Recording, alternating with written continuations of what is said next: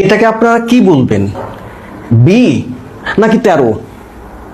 হ্যাঁ, এবার যদি আমি তার আগে এটা বসিয়ে দিই, তারপরে এটা বসিয়ে দিই, তাহলে নিশ্চয়ই আপনারা বলবেন যে এটা বি।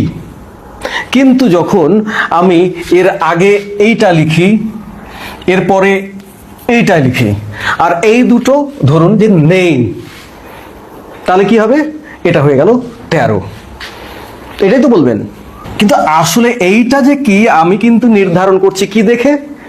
তার সঙ্গীদের দেখে। আমি পাশাপাশি দেখতে গিয়ে আগে পড়েছি দেখলে এটাকে বি মনে করছি, আবার উপর নিচ দেখতে গিয়ে আগে 12 পরে 14 দেখে কিন্তু আমি এটাকে মনে করছি 13। আমি কিভাবে মনে করলাম?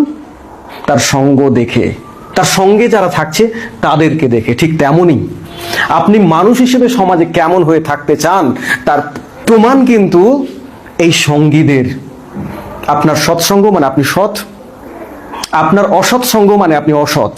হয়তোবা আপনি সৎ পথে চলছেন, কিন্তু আপনি যদি কোনো সুদখোর, ঘুষখোর, চোর, ডাকাত এদের সঙ্গে থাকেন, তাহলে আপনিও সেই ব্যক্তি, মানে আপনি না হলেও অন্তত পক্ষে সমাজ সেটাই মনে করবে। আপনি যদি ভালো মানুষের সঙ্গে থাকেন, আপনি যদি ভালো মানুষ নাও হন, কিন্তু সমাজের লোক সেই চোখে দেখবে এই লোকটা হয়তো ভালো।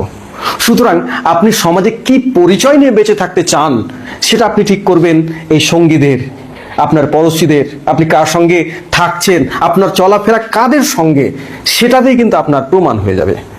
সুতরাং সমাজে ভালো হয়ে থাকতে গেলে ভালো লোকের সঙ্গে থাকুন, মেলামেশা করুন, উঠা বসা করুন।